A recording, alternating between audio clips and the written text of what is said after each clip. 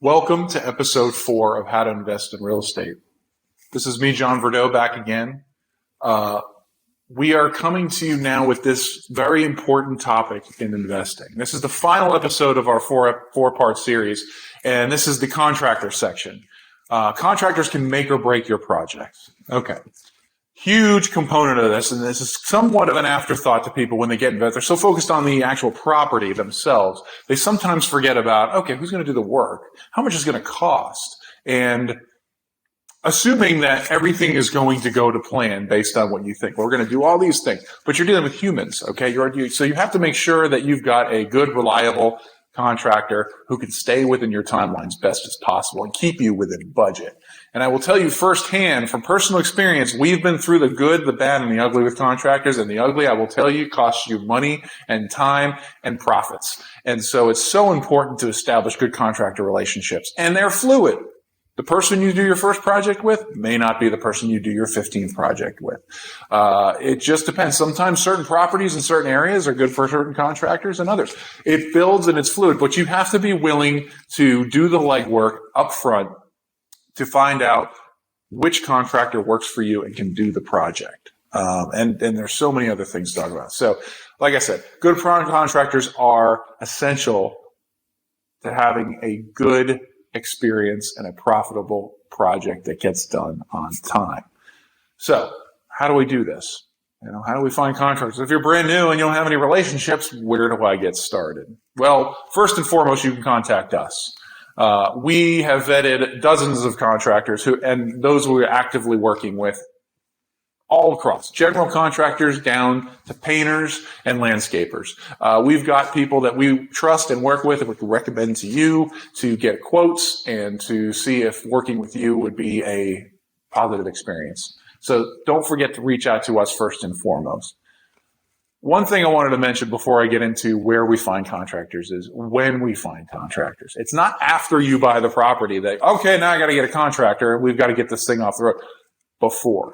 Before you make an offer, you should have a contractor lined up or a handful of contractors lined up. Somebody that you've talked to say, hey, look, I'm planning to buy this property. I want to have you take a look at it and see if this is something that you can help me with. Here's what I say. Normally, when you buy a house, you have a home inspection, right? So home inspector goes in and gives you a list of things that, could be improved with the property or anything, significant they've found. When you're investing in property, your home inspector needs to be your contractor.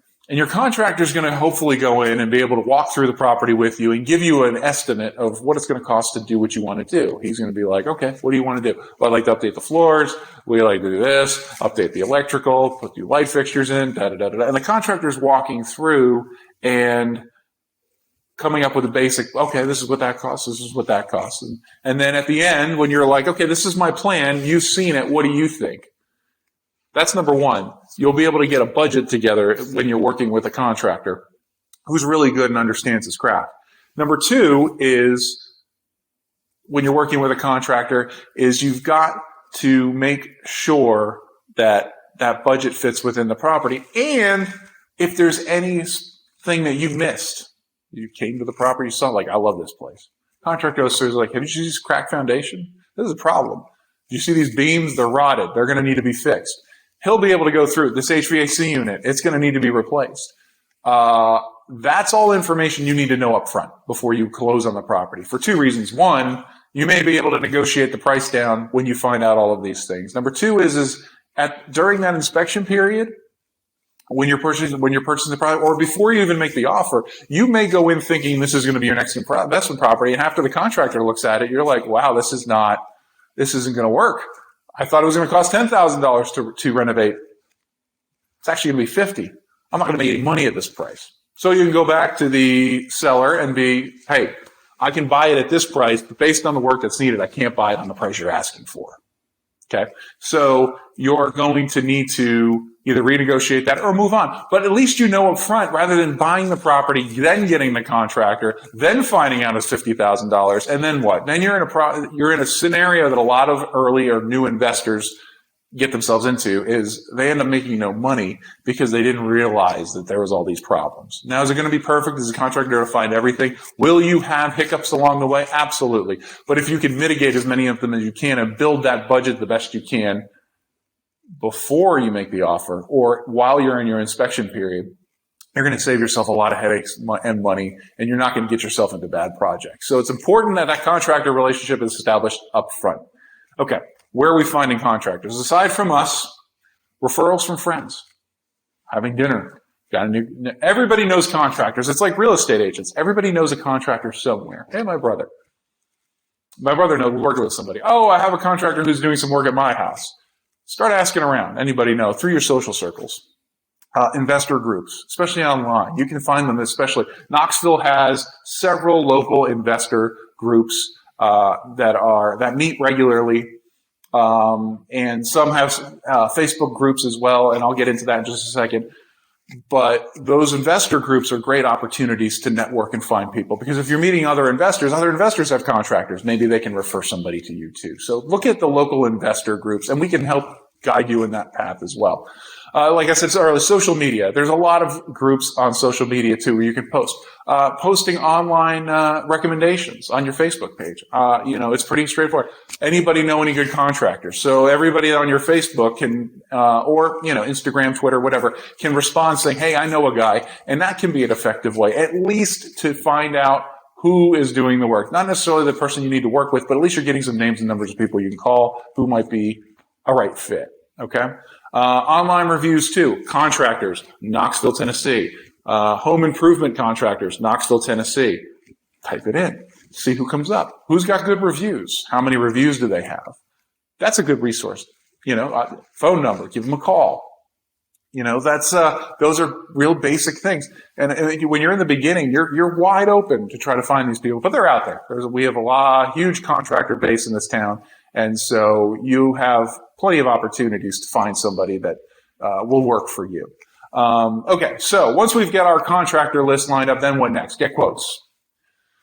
Don't pick the first guy that says, yeah, I'll do it, and then off to the races. Unless it's somebody like a family member or somebody that you've worked with in the past who you trust, get your quotes. Because here's what I will tell you. Contractors and their bids are very fluid as well.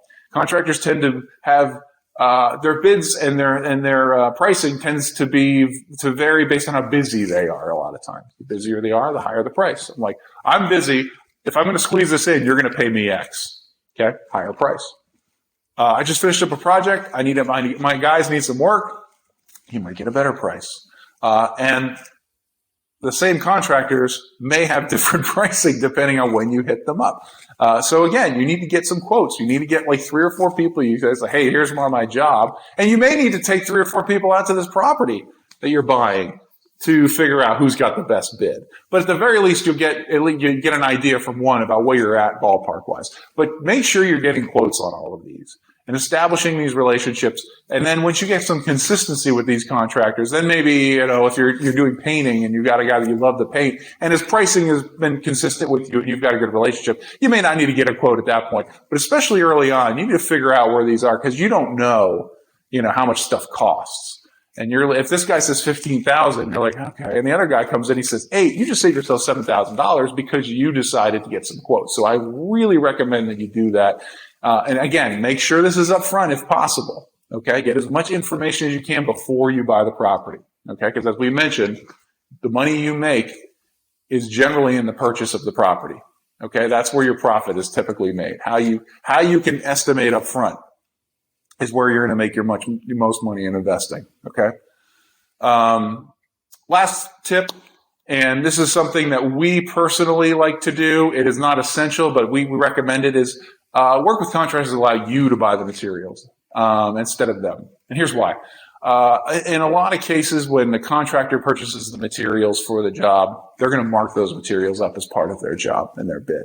That's fairly common practice. When you buy the materials, obviously, and make sure they're on site, then there's no markup there. You're getting the material, and you also have control over where they're being purchased. You may find Home Depot has the hardwood you're looking for $1 a foot less than Lowe's does. If the contractor's buying the materials, then he's going to wherever his supplier is, and that's going to be the price. If you are buying the materials, you can shop a little bit and get the price as low as you can get it.